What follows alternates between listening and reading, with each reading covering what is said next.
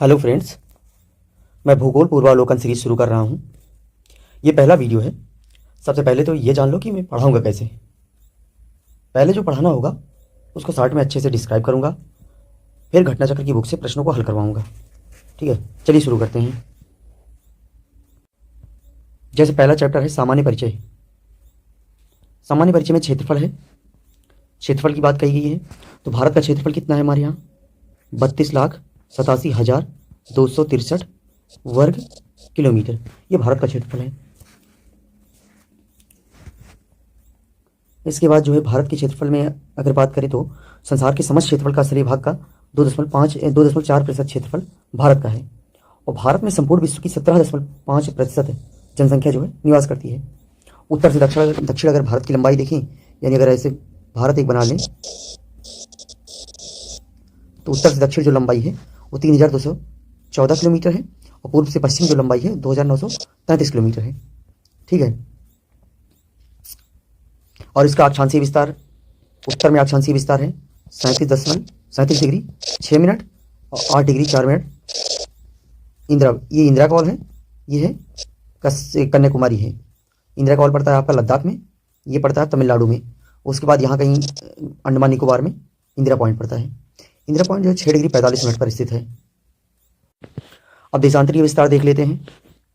देशांतरीय विस्तार में यहाँ कहीं गुहार माता है जो कि गुजरात में पड़ता है, ये 68 डिग्री 7 मिनट, 68 डिग्री 7 मिनट पर है। उसके बाद ये अरुणाचल प्रदेश में किवीथू नामक एक जगह है, वहाँ पर 97 डिग्री 25 मिनट पर यह है। तो इसका देशांतरीय विस्तार ये हो गया। अब अगर भारत की स्थलीय सीमा की लंबाई देखें, स्थलीय सीमा की लंबाई देखें, स्थलीय सीमा की लंबाई तो है 15,106.7 किलोमीटर है। कहीं की 15,200 किलोमीटर होता है, कंफ्यूज मत होइएगा। और अगर समुद्र से लगी सीमा की बात करें, जो समुद्र से लगी हुई सीमाएं हैं, समुद्र से लगी सीमा की लंबाई कितनी है? 7,516, लगभग 7,516 किलोमीटर है। तो ये आपका सामान्य परिचय हो गया है। अब हम चलते हैं प्रश्न पर। पहला प्रश्न है, निम्नलिखित कथनों में से कौन से भारत के बारे में सही है? सही उत्तर का चयन करना है। जैसे भारत विश्व का 5वां बड़ा देश है, यह गलत है क्योंकि भारत जो है विश्व का 7वां सबसे बड़ा देश है। पहले पर कौन सा है? पहले पर है रूस, दूसरे पर है कनाडा, तीसरे पर है यूएसए, उसके बाद चाइना, उसके बाद ब्राज़ील, उसके बाद ऑस्ट्रेलिया, फिर इंडिया आता है।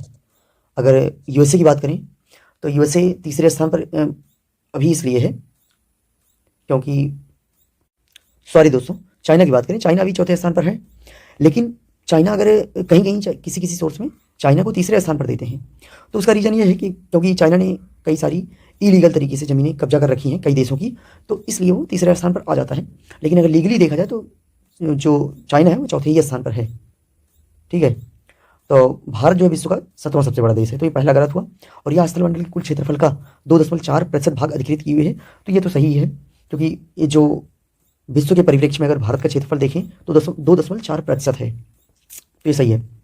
समूचा भारत उष्णकटिबंध में है, ये गलत है क्योंकि समूचा भारत उष्णकटिबंध में नहीं, उष्ण और उपोष्ण दोनों में है।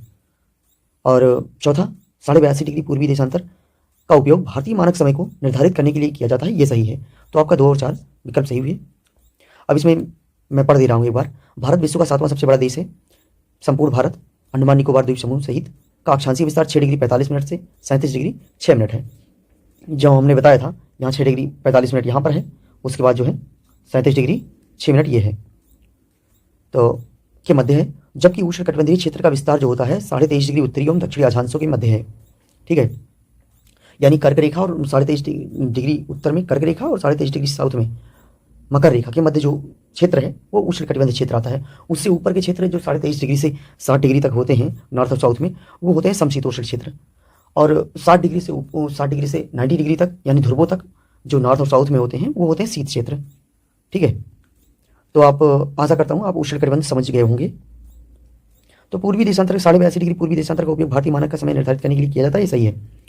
अब दूसरा क्वेश्चन देखते हैं। क्षेत्रफल की दृष्टि से भारत का विश्व के देशों में कौन सा स्थान है? तो 7वां स्थान है, इसको जानते हो क्योंकि भारत का क्षेत्रफल क्या है? 32,87,263 किलोमीटर स्क्वायर या वर्ग किलोमीटर। भारतवर्ष आकार में विश्व का कौन सा सबसे बड़ा देश है? 7वां, 5वां, 6ठा? आप लोग बताइए। 7वां है। ठीक है, चौथा क्वेश्चन देखते हैं। भारत का क्षेत्रफल संसार के क्षेत्रफल का 2.4% है, परंतु इसकी संपूर्ण मानव जाति का कितने प्रतिशत जनसंख्या भारत में निवास करती है? ऐसे जान लो।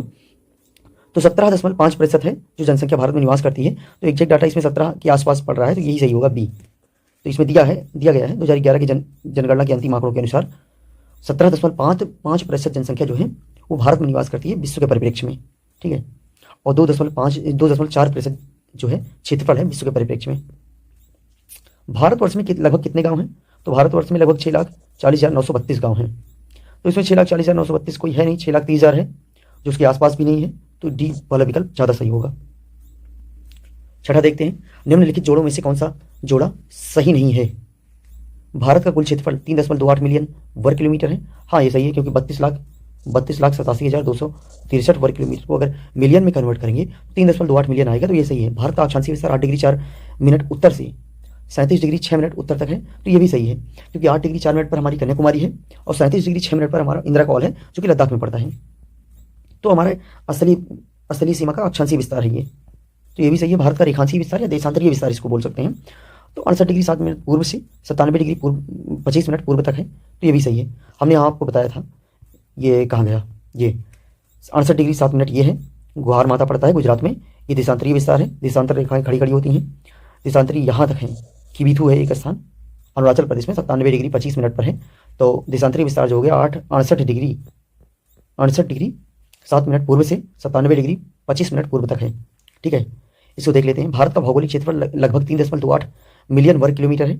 इसके मुख्य भूमि का अक्षांशीय विस्तार 8 डिग्री 4 मिनट उत्तर से 37 डिग्री 6 मिनट उत्तर तक है, तथा देशांतरीय विस्तार 68 डिग्री 7 मिनट पूर्व से 97 डिग्री 25 मिनट पूर्व तक है। 26 जनवरी 2020 से भारत में कुल 28 राज्य 8 केंद्र शासित प्रदेश हो गए हैं, क्योंकि उस समय ये हुआ था कि दादरा नगर हवेली और दमन दीव को मर्ज कर दिया गया और एक ही केंद्र शासित प्रदेश बना दिया गया था। भारत के लिए निम्नलिखित कथनों में से कौन सा कथन सत्य है? भारत विश्व का 7वां सबसे बड़ा देश है। भारत जनसंख्या की दृष्टि से विश्व का दूसरा राष्ट्र है। और 2016 का प्रश्न है, तो इसमें ये सही है। अगर वर्तमान में नई जनगणना आएगी तो ये गलत हो जाएगा, क्योंकि भारत जो है जनसंख्या की दृष्टि से सबसे बड़ा राष्ट्र बन चुका है वर्तमान में। तो अभी तो ये सही है। इसकी भूमि सीमा का विस्तार लगभग 15,200 किलोमीटर है, ये सही है। इसकी भूमि एग्जैक्ट डाटा तो ये है 15,106.7 किलोमीटर। कहीं कि 15,200 किलोमीटर भी होता है, 15,200 किलोमीटर भी होता है।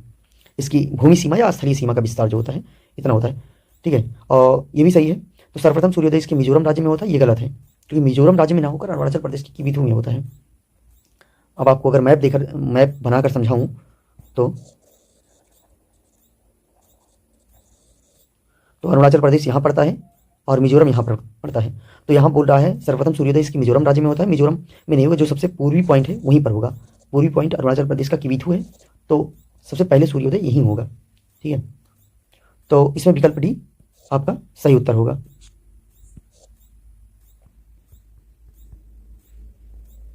भारत में सर्वप्रथम सूर्योदय अरुणाचल प्रदेश राज्य में होता है। भारत विश्व का 7वां सबसे बड़ा देश है। भारत जनसंख्या की दृष्टि से चीन के पश्चात विश्व का दूसरा राष्ट्र है। हालांकि ये 2011 की जनगणना की बात कर रहा है। वर्तमान में जनगणना आएगी तो भारत जो है जनसंख्या में छलांग लगा चुका होगा, चीन से आगे निकल गया है। इसकी भूमि सीमा का विस्तार लगभग 15,200 किलोमीटर, ये दिया है इसमें डाटा, 15,106.7 किलोमीटर है।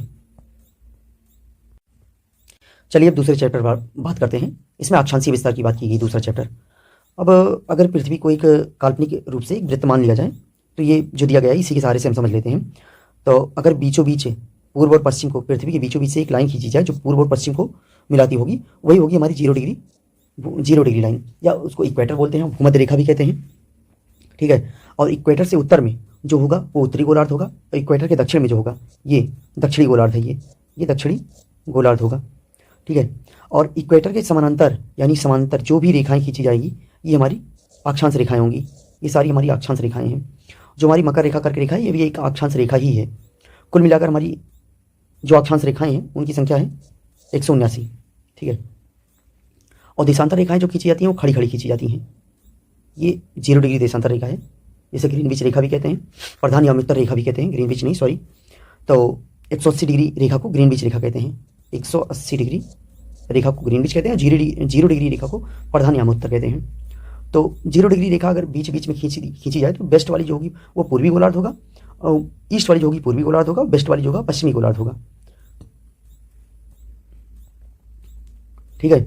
और प्रत्येक देशांतर रेखाओं के मध्य की दूरी जो होती है वो ध्रुवों पर जाते हुए घटती रहती है। जैसे ये देखो, ध्रुवों पर जा रही है तो सिकुड़ती जा रही है, ये ध्रुवों पर मिलती हुई दिखाई दे रही है। तो इस प्रकार से इनमें सबसे ज़्यादा दूरी जो होती है वो विषुवत रेखा पर ही होता है। तो विषुवत रेखा पर देशांतर रेखाओं की किन्हीं भी दो देशांतर रेखाओं के बीच की दूरी जो होती है वो 111.7 किलोमीटर होती है, 111। और अक्षांश रेखाओं की मध्य की दूरी होती है 111 किलोमीटर। ठीक है, चलिए आगे बढ़ते हैं। सॉरी, 111.7 नहीं है, 111.33 है। चलिए क्वेश्चन हल करते हैं, इसमें कुछ है नहीं समझने लायक। भारत विस्तृत है।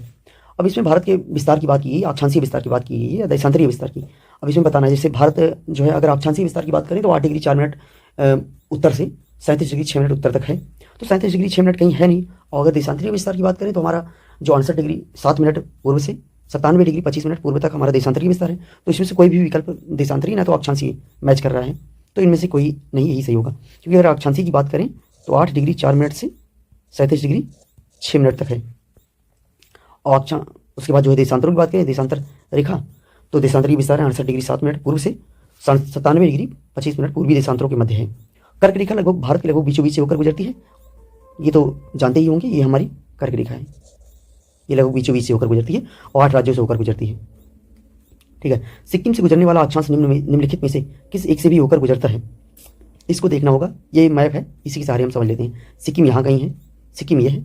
अगर सिक्किम से लेकर अक्षांश कोई खींचे तो ये हो गया अक्षांश, तो ये किस राज्य से गुजरेगा, राजस्थान, तो ये है यूपी। उसके बाद जो है अगर बिहार और इधर नेपाल है, इधर ये बिहार है और ये सिक्किम है। तो यहाँ पर विकल्प में क्या क्या है, सिक्किम से गुजरने वाला अक्षांश निम्नलिखित में से किस एक से होकर गुजरता है, राजस्थान, हिमाचल प्रदेश, पंजाब, जम्मू कश्मीर। हिमाचल, पंजाब और जम्मू ये तो ऊपर पड़ जाते हैं इससे, पंजाब यहाँ पड़ेगा, ये पंजाब है, ये हिमाचल है, ये जम्मू है, ये उत्तराखंड है और ये हरियाणा है।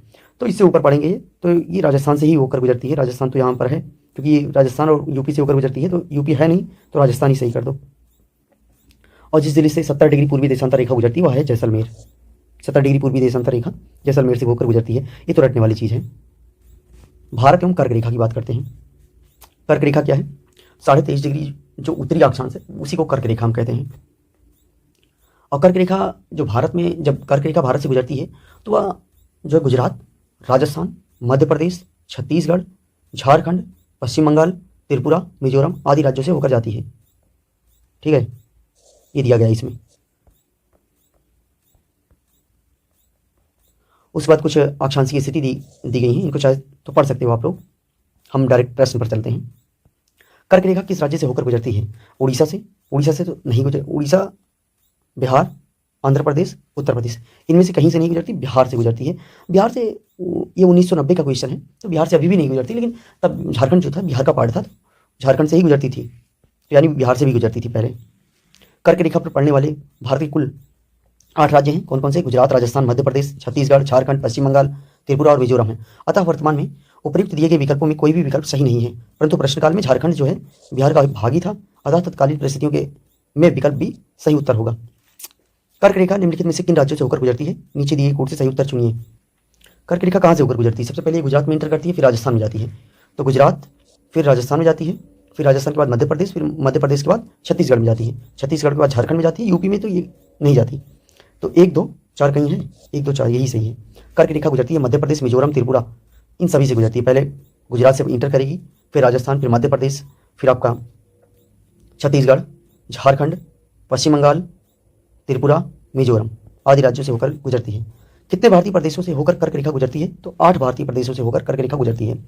भारत का एक राज्य जिससे होकर कर्क रेखा गुजरती है कौन सा है, जम्मू एवं कश्मीर। जम्मू एवं कश्मीर तो काफ़ी उत्तर में है, नॉर्थ में है। हिमाचल प्रदेश भी उत्तर में है, और जो हमारी कर्क रेखा बीचों बीच से गुजरती है, तो बीचों बीच में कौन से पड़ेंगे, झारखंड पड़ रहा है, बिहार भी थोड़ा सा उत्तर में पड़ता है, तो झारखंड सही है।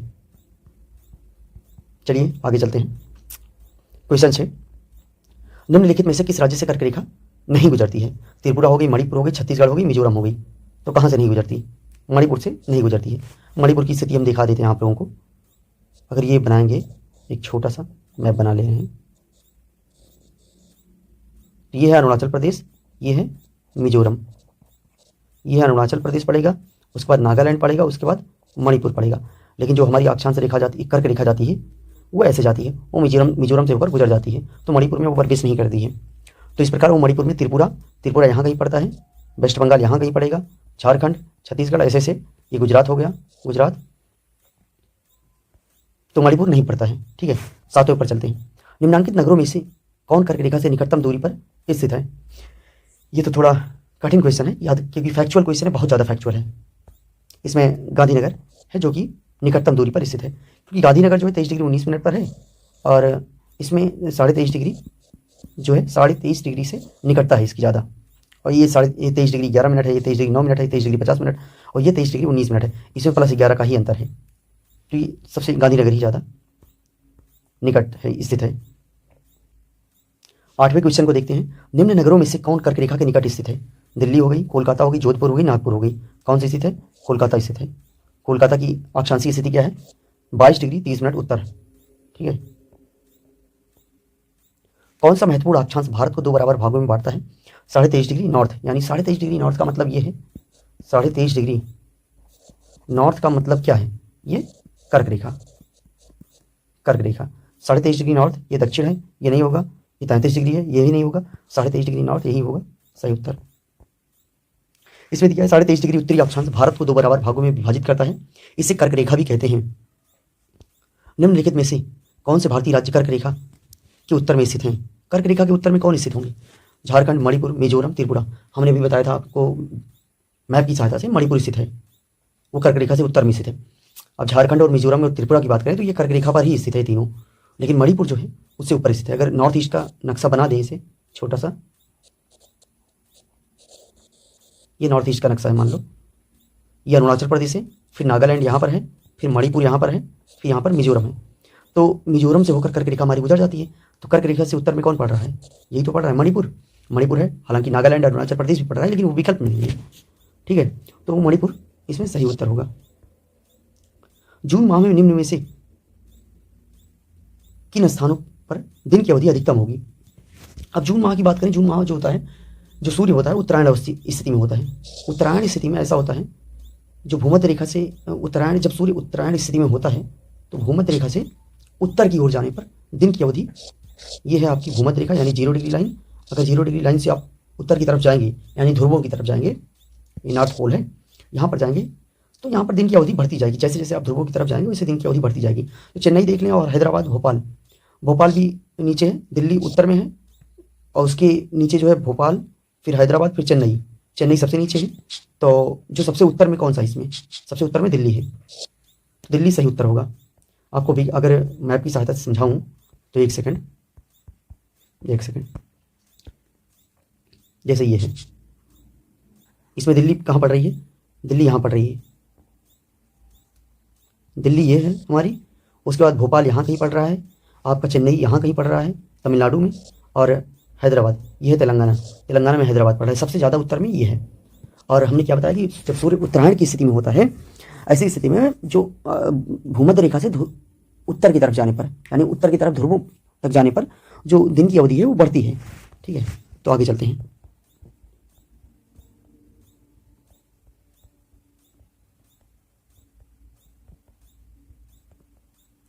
जैसे इसका 11वां क्वेश्चन था, इसका दिया गया है, सूर्य के उत्तरायण होने के बाद से ही उत्तरी गोलार्ध में दिनों की अवधि बढ़ती जाती है। 21 जून को सूर्य उत्तरायण स्थिति के सर्वोच्च बिंदु पर होता है। इस माह में कर्क रेखा से उत्तर जाने पर दिनों की अवधि बढ़ने लगती है। दिल्ली की स्थिति उपयुक्त विकल्प में सबसे उत्तर है, अतः यहाँ दिनों की अवधि अधिकतम होगी। निम्नलिखित में से कौन सा शहर कर्क रेखा से सबसे निकटस्थ है? अब ये तो रटने वाले क्वेश्चन है, हालांकि ऐसे क्वेश्चन पर टाइम ज़्यादा वेस्ट मत करिएगा, क्योंकि प्रत्येक शहरों का अगर अक्षांशीय स्थिति याद करने लगेंगे तो सारा भूगोल बचा का बचा रह जाएगा। जैसे जबलपुर है, अहमदाबाद है, उज्जैन है, वाराणसी है, तो इसमें जबलपुर सही होगा, क्योंकि ये जो है कर्क रेखा से सबसे नजदीक पर स्थित है। जबलपुर की स्थिति क्या है? 23 डिग्री 11 मिनट। अहमदाबाद की स्थिति है 23 डिग्री 2 मिनट, और उज्जैन की 23 डिग्री 9 मिनट। वाराणसी की स्थिति है 25 डिग्री 18 मिनट। 13वां क्वेश्चन देखते हैं। निम्नलिखित भारत की नदियों में से कौन कर्क रेखा को दो बार पार करती है? तो माही नदी है, जो कि राजस्थान से निकलती है और जाकर खंभात की खाड़ी में गिरती है। ये सही आंसर है, माही रिवर। इसको देख लेते हैं, ये यूपी में आया था 2016 में एग्जाम में। माही नदी कर्क रेखा को 2 बार पार करती है या मध्य प्रदेश से उद्गमित होकर, सॉरी हमने राजस्थान बताया था, मध्य प्रदेश से उद्गमित होती है और राजस्थान गुजरात में प्रवाहित होती हुई खंभात की खाड़ी में गिर जाती है। ठीक है, चलो आगे के चैप्टर कल देखते हैं, और जो डाउट हो उनको कमेंट बॉक्स में लिख देना और आगे की वीडियो में उनका उत्तर दे दिया जाएगा। ठीक है, thank you, best of luck.